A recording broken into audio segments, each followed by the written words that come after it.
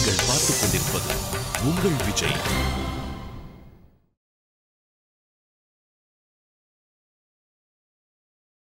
உயர்வரான்னு ஆரம்பிச்சது, உயர்ந்தேன்னு முடிஞ்சது, ஊத்து ஊத்து ஊல ஆரம்பித்து தாள முடிஞ்சது இல்லையோ. அந்த ஒரே ஒரு திருநாமத்தை விளக்கறதுக்கு தான் 1102 பாசுரங்கள். பாப்பா திரிவிக்ரம ஸ்ரீபாத தீர்த்தம் ஒரே ஒரு தாரை. அந்த தாரை கங்கா, அது பாகீரதி, யமுனா, அலகநந்தா, என்னென்ன உண்டு அனைத்துமாக ஓடிட்டு இருக்கோம் இல்லையோ. அப்போ ஒரு தாரை எப்படி இத்தனையா ஓடுறதோ, ஊத்துங்கிற ஒரு திருநாமம் 1102 பாசுரங்களாக ஓடின. அதே அந்த உத்துனால் உத்கிர, உத்து உயர்ந்தவர், பாபங்களிலிருந்து மிக மிக உயர்ந்தவர். இப்போ அர்த்தம் சொல்றது, இந்த மந்திரத்தை யார் தெரிஞ்சுக்கிறானோ அவன் தான் பாக்கியமனவன். ஏன்னா இதைத்தான் யாதவ பிரகாஷர் சொன்னார், சங்கராச்சாரியர் சொன்னார், ராமானுஜர் சொன்னார். ஆறாறு சொன்னாலோ இன்னி வரைக்கும் மொத்த பாஷ்யத்துலேயும் 100 இடத்துல இருக்கு இந்த ஒரே மந்திரம். திரும்ப திரும்ப அதை தெரிஞ்சுவிட்டால்னா இந்த மந்திரம்லாம் எங்களுக்கு தெரியாது, என்ன வேண்டாமே, மந்திரத்தில் இருக்கிற அர்த்தத்தை முதல்ல புரிஞ்சுப்போம். பிராணன், ஆதித்யன், அது இது உபாசனம் பண்ணுலாம் சொல்லச்சே கண்டிப்பாக கேட்டுக்கணும்னு சொல்லியிருக்கார், கேட்டுடணும் இப்படின்னு எல்லாரும் உட்காந்து கேட்டுந்தேள். அதே ஏதோ ஆப்ரணகாது சர்வையேவ சுவர்ணா தகதகான்னு பெருமாள் இருக்கார், கீழே மேல் வரைக்கும் அவர் ஏதோ பச்சை வேட்டி கொடுத்துட்டு இருக்காரா, மஞ்சள் வேட்டி கொடுத்து எல்லாம் நிமிந்து உட்காந்துட்டு. அது வரைக்கும் எல்லாரும் ரொம்ப சுணக்கமாக உட்காந்து கேட்டுந்தவெல்லாம் இவர் அழகா இருக்கார், முடிச்சோதி ஆகுற முகச்சோதி மலர்ந்தது போன திருப்தியாக நிமிந்துட்டு இல்லையோ. நமக்கே தெரியறது, அவரை பற்றி கேட்டோம்னா ரொம்ப திருப்தியாக புரியறது. இது நம்மளை பற்றினா நம்ம கண் இப்படி இருக்காமே, மூக்கு இப்படி இருக்காமே, வாய் இப்படி இருக்காமே, உள்ள 7 பிராணம் இருக்காமே, 5 இருக்கும் சாமி, தெரியாது என்ன இருக்குன்னு தெரியாது. இப்போ ஏதோ நமக்குள்ள தான் இருக்குது, அதுக்கு என்ன பண்ண சொல்கிறீர்? நம்மால் நம்ம சரிப்படுத்திக்க முடியாது, அவர் சரிப்படுத்தினா தான் உண்டு, அது தெரியறது இல்லையோ. அப்போ அவர் திருவடிகளில் சமர்ப்பிக்கிறது தானே சரணாகதி ஆகும். அவரை என்னான்னு நினைக்கணும். அவரை தாமரை கண்ணனாய் விண்ணோர் பரவும் தலைமகனாய் கமலக்கண்ணனாக பார். அவர் கமலக்கண்ணன், புண்டரீகாட்சன். புண்டரீகாட்சன்னு சொல்கிறோம் இல்லையோ. புண்டரீகாட்சத்துவங்கிறது வேதத்தில் ஒத்துக்கொள்ளப்பட்ட பரத்வ சின்னம். பகவானே பரத்வம், முழுமுதற் கடவுள். இதுக்கு வெவ்வேறு இடத்துல அடையாளங்கள்லாம் இருக்குது. இவர் தான் முழுமுதல் அப்படிங்கிறதுக்கு அங்கங்கே அடையாளம் இருக்கும். முதல் அடையாளம் ஜெகத்காரணத்துவம், உலகத்துக்கு அத்தனைக்கும் காரணம் பகவான் தான், அது ஒரு அடையாளம். ஜெகத்காரண வஸ்து யார்? ஸ்ரீயப்பதித்வம், திருமகள் கேள்வன், மகாலட்சுமிக்கு நாயகன், இது முக்கிய அடையாளம். கருடவாகனத்துவம், கருடவாகனத்தில் எழுந்துள்ளுவார், ஒரு அடையாளம். இதெல்லாம் பரத்த சூச்சகம், பரத்த சூச்சகம்னுவார். நல்லா மனசில் வச்சுங்கோ. ஒரு நாள் நீங்கள் இதை ஒன்னொன்னத்தை நினச்சிட்டு ஒரு 1/2 மணி யோசிக்கலாம். என்ன இப்போ ராத்திரி படுக்க போகிறோமோ இல்லையோ, படுக்க போவதற்கு முன்னால் யோக காலம்னு பேர். அந்த யோக காலத்தில் பகவத் தியானம் பண்ணிட்டு தான் படுக்கணும். என்னன்னு தியானிக்கணும்? இதோ இருக்கே, ஜெகத்துக்கெல்லாம் காரணம் ஒரு நாள் நினச்சிட்டு தூங்க போவோம். ஸ்ரீயப்பதி மகாலட்சுமியை திருமார்பில் எழுந்துள்ள பண்ணிட்டுருக்கார், ஒரு நாள் தூங்கிறதுக்கு போவோம். கருட வாகனன் ஒரு நாள் அதை நினச்சிட்டு தூங்க போவோம். இப்படி ஒரு நாளும் ஒன்னொன்றுத்துக்கு தான் பெருமானுடைய பரத்தத்துக்கு அடையாளம் சொல்லப்பட்டிருக்கு. அதில் இப்போ சொல்கிறது புண்டரீகாட்சத்துவம், தாமரை கண்ணன், கமலக்கண்ணன் என் கண்ணில் உள்ளான் காண்பனவன் கண்களாலே அமலங்களாக விழிக்கும் ஐம்புலனும் அவன் மூர்த்தின்னு ஆழ்வார் பாசுரம். தாமரை கண்ணன் புண்டரீகாட்சன். ஆள வந்தார் யாமுனாச்சாரியர், கேள்விப்பட்டிருப்பில்லை? ராமானுஜருடைய ஆச்சாரியன் பெரிய நம்பிகள், அவருக்கும் ஆச்சாரியன் தான் யாமுனாச்சாரியர். யாமுனாச்சாரியருடைய தாத்தா, அவருடைய திருப்பாட்டனார் தான் நாதமுனிகள். இவர்கள் எல்லாரும் காட்டு மன்னார் கோயிலில் திருவவதாரம் பண்ணவா. சிதம்பரம் பக்கத்தில் காட்டு மன்னார் குடி பார்க்குறீங்களே, அங்கே தான் நாதமுனிகள் அவதரித்தார். யாமுனாச்சாரியர் ஆளவந்தாரம் அவதரித்தார். அந்த சுவாமி தான் சொல்லிருக்கார், பகவானை பற்றி பார்த்து எப்படி இவர் முழு முதல்னு தெரிஞ்சுக்கலாம். கஸ்ரீ ஸ்ரீயா பரமசத்வ சமாச்சய கஹா கஹா புண்டரீக நயனா கப் புருஷோத்தமா. யார் திருவுக்கும் திருவாகிய செல்வன்? திருவுக்கு திரு யார்? தாமரை கண்கள் படைத்தவன் யார்? யாரார்னு கேட்டு கேட்டு புருஷோத்தமன், புருஷோத்தமன் ஜீவன் நாராயணன் என்ன அந்த சுவாமி பதில் சொல்லியிருக்கார். தஸ்யதா கப்பியாசம் புண்டரீகமேவ அக்ஷிணி. யாருக்கு மலர்ந்த 2 தாமரைகளை போன்ற திருக்கண்கள் உள்ளனவோ அவன் பரமபுருஷன் தெரிஞ்சுகொள். தஸ்ய யதா கப்பியாசம் புண்டரீகமேவ அக்ஷிணி. கப்பியாசம் மலர்ந்திருக்கிற தாமரையை போன்ற அக்ஷினி 2 கண்கள் படைத்தவர்ங்கிறது. இந்த விஷயத்தில் தான் யாதவ பிரகாஷருக்கும் ராமானுஜருக்கும் அபிப்பிராய பேதம் ஏற்பட்டதுன்னு கேள்விப்பட்டிருப்பீள். அவர் என்ன சொல்லிட்டார்? கப்பியாசம் புண்டரீகம் ஏவ அக்ஷினி, பகவானுடைய 2 திருக்கண்கள். அது எப்படி இருப்பான்? தாமரையை போல இருக்குன்னு இருக்கோ இல்லையோ. தாமரைக்கு ஒரு உதாரணம் சொல்லி ஆகணும், கண்ணுக்கு உதாரணம் சொல்லணும்.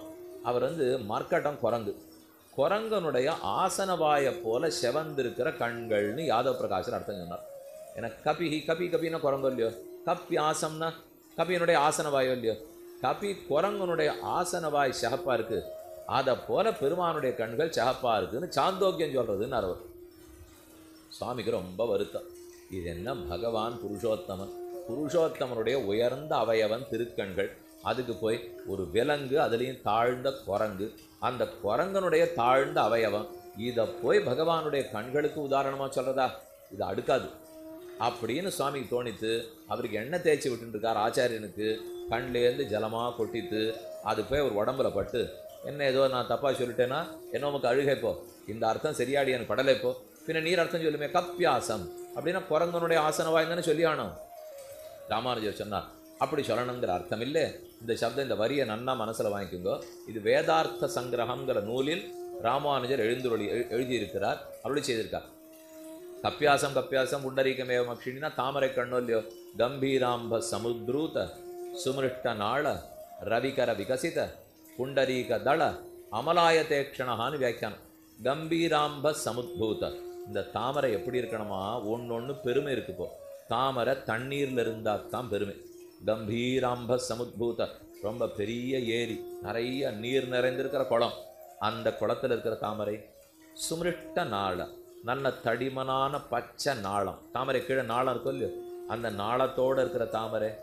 ரவி கர விகசித, ரவி சூரியன், சூரியனுடைய கரம், சூரியனுடைய கரம் ஒளி, அவருடைய ஒளி கிரணங்கள் தானே கரம், அந்த கரத்தால் மலர்த்தப்பட்ட தாமரை. தாமரைக்கு இப்போ 3 அடமொழி போட்டார். கம்பீராம்ப சமுத்பூத சுமிருஷ்ட நாள ரவிகர விகசித புண்டரீக தள அமலாய தேக்ஷண. புண்டரீக தளம் 1000 தளங்கொண்ட தாமரை, அமல குற்றமற்றதான தாமரை, ஆயத நீண்டிருக்கிற தாமரை, ஈக்ஷணா இப்படிப்பட்ட பார்வை படைத்தவன் திருமால். இதெல்லாம் எங்கேருந்து தெரியுமா வந்தது? கொஞ்சம் சம்ஸ்கிருதம் தெரிஞ்சால் நன்னா புரிஞ்சிடும், இல்லைனாலும் பரவாயில்ல புரியும், தெரிஞ்சிருந்தா இன்னும் கொஞ்சம் நன்னா புரியும். கப்பியாசம்ங்கிற சொல்லுக்கு அர்த்தம் சொல்லணும் இல்லையோ, கபிஹி குரங்கு, ஆசம் ஆசனவாய், அப்போ குரங்கின் ஆசனவாய் கப்பியாசம், அப்படி அர்த்தமே சொல்லலை.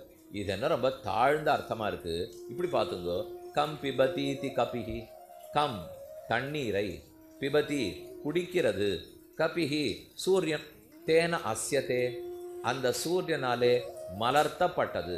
அப்போ சூரியனுடைய கிரணங்களால் மலர்த்தப்பட்டிருக்கு. கபிஹி தேன அந்த கபியான ஆதித்யேன மலர்த்தப்பட்ட தாமரை, சூரியனால் மலர்த்தப்பட்ட தாமரை. இப்படித்தான் இதை கப்பியாசங்கிறதுக்கு வச்சுக்கணும். ஆசன மலர்த்தப்பட்ட, கபிஹின சூரியன், சூரியனால் மலர்த்தப்பட்ட தாமரை.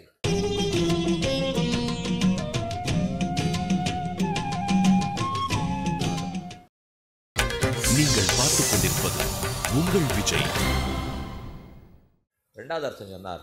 கம் கம் பிபதீதி கபிஹி, கம் தண்ணீரை குடிப்பது எது? தாமரைக்கு தண்ணீரை குடிச்சு, தண்ணீர் கொடுக்கறது யாரு? நாளம். தாமரையினுடைய நாளத்தின் வழியாகத்தானே தாமரைக்கு ஜலம் போகும். நாளம் ஜலத்தில் இருக்கு, ஜல நாளத்தின் வழியாகத்தான் தாமரை போயாகணும். அப்போ ரெண்டாவது கம் பிபதீதி கபிஹி நாளம். கபி சப்தத்துக்கு நாளமே அர்த்தம் பண்ணிட்டான். தஸ்மின் ஆஸ்தே, அப்போ ஆசங்கிறதுக்கு அந்த நாளத்தில் இருக்கிறது, அந்த நாளத்தில் வசிக்கிறது எது? தாமரை.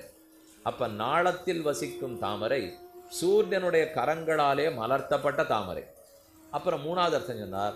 கம் தண்ணீர், வெறும் தண்ணீரை எடுத்துங்கோ, அந்த தண்ணீரில் வாழறது இல்லையோ.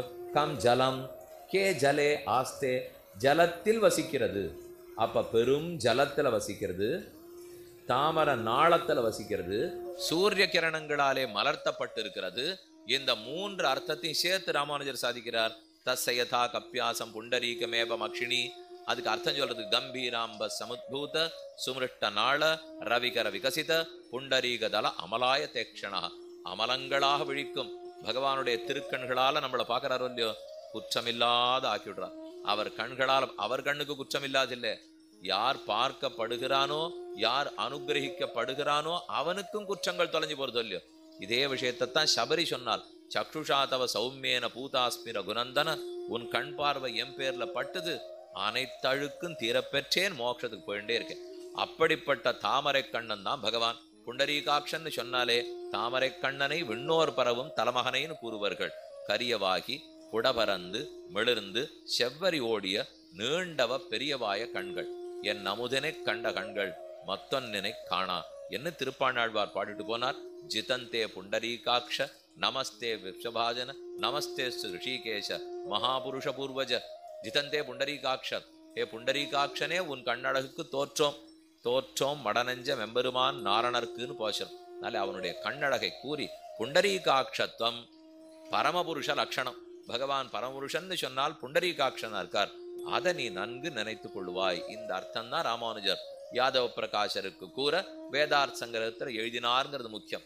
எது குரங்கனுடைய ஆசனம் பெருமானுடைய கண்ணுன்னு சொன்னா நன்னா இருக்கா? இல்ல தண்ணீர்ல வாழறது, நாளத்துல நின்றுட்டு இருக்கு, சூரிய கிரணங்களால் அலர்த்தப்பட்டிருக்கு, அப்படிப்பட்ட தாமரேன்னு சொன்னத்தன அதுக்கு அழகே.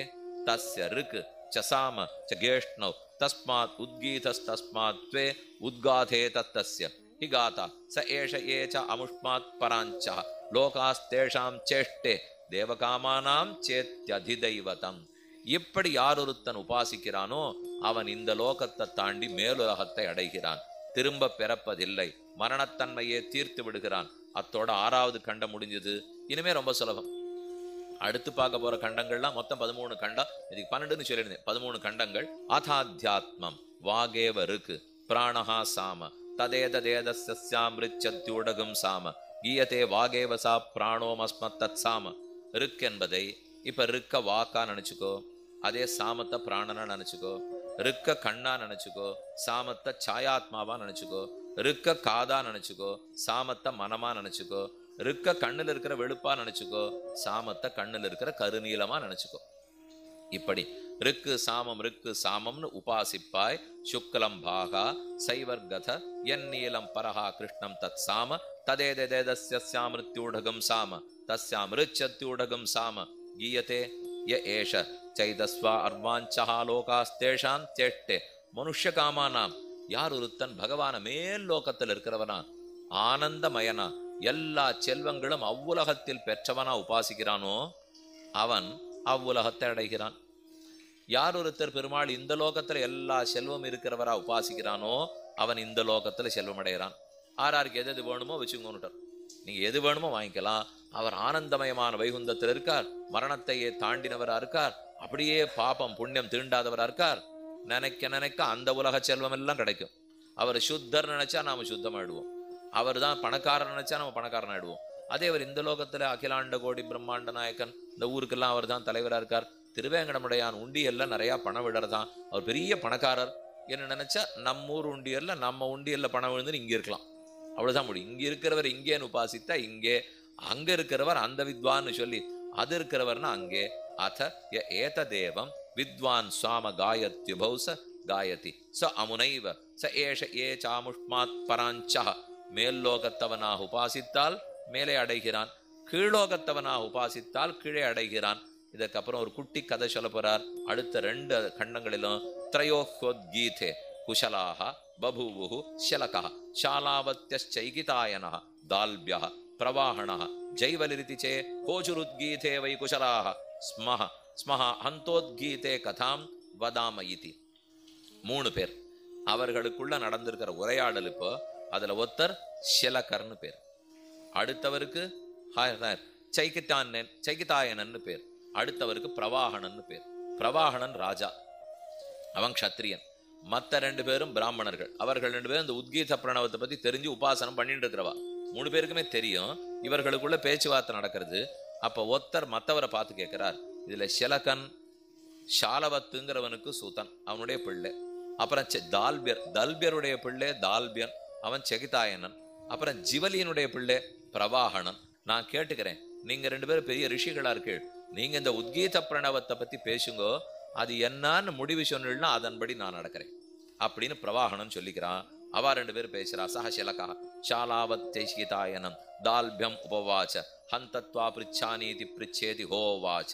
இதுல ஒருத்தர் ஷலகா, ஷலகர் கேட்கிறார், தால்பியர் சொல்லணும். இப்போ எது கேள்வி, இப்ப எது உத்கீத பிரணவம், எப்படி உபாசிக்க போறே, எதை ஆதாரமா கொண்டு உபாசிக்க போறே என்று ஷலகர் கேட்கிறார். தால்பியர் சொல்லணும். காசாமுனஹ கதிரிதி ஸ்வரயிதி ஹோவாச்ச. சாமத்துக்கெல்லாம் எது கதி, எது ஆதாரம், இது போல அடிக்கடி கேள்வி வரப்போறது. இதுக்கு இது, இதுக்கு இது, இதுக்கு இது, இதுக்கு இதுன்னு வா. அதுக்கு எதுன்னா நின்று போடும் கேள்வி. ஏன்னா ஓரளவுக்கு நம்மளால போக முடியும், அதுக்கு மேல எது ஆதாரம்னா சொல்றதுக்கு தெரியாது இல்லையோ. இப்ப முதல்ல சாமத்துக்கு எது ஆதாரம்? ஸ்வரம் ஆதாரம்னார். ஹோவாச்ச ஸ்வரஸ்ய காகதிரிதி. ஸ்வரத்துக்கு எது ஆதாரம்? ஒரு சாமம் சொல்லணும்னா ஸ்வரம் தானே முக்கியம், ஸ்வரம் சொல்லணும்னா பிராணம் தானே முக்கியம். ஸ்வரம் ஒழுங்கா சொல்லணும்னா பிராணவாயு ஒழுங்கா இருக்கணும். அப்ப ஸ்வரத்துக்கு பிராணம். பிராண இது ஹோவாச்ச பிராணஸ்ய காகதிஹி. பிராணன் நன்னா இருக்கணும்னா அன்னம் சாப்பிட்டா தானே நடக்கும். அப்ப பிராணனுக்கு அன்னங்கதி. அன்னம் இது ஹோவாச்ச அன்னஸ்ய காகதிஹி. ஆப. அன்னம் வேணும்னா தண்ணீர் கொட்டினா தான் மழை முளைக்கும். மழையே இல்லைன்னா எப்படி சசியம் எல்லாம் முளைக்கும்? அப்ப அன்னத்துக்கு தண்ணீர் தான் ஆதாரம். அபாம் காகதிரித்யசௌ லோக. தண்ணீருக்கு எது ஆதாரம்? கடல் பிடிச்சிருந்தா தான் உண்டு, மலை பிடிச்சிருந்தா தான் உண்டு. அப்ப இந்த லோகம் தான் ஆதாரம்.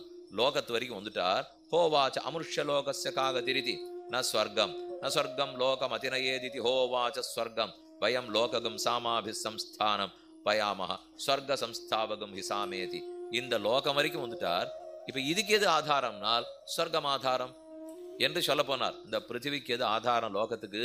சொர்க்கம் ஆதாரம்னு சொல்றதுக்கு போறார். ஆனா தால்பியர் சொன்னதை சிலகர் ஒத்துக்கல.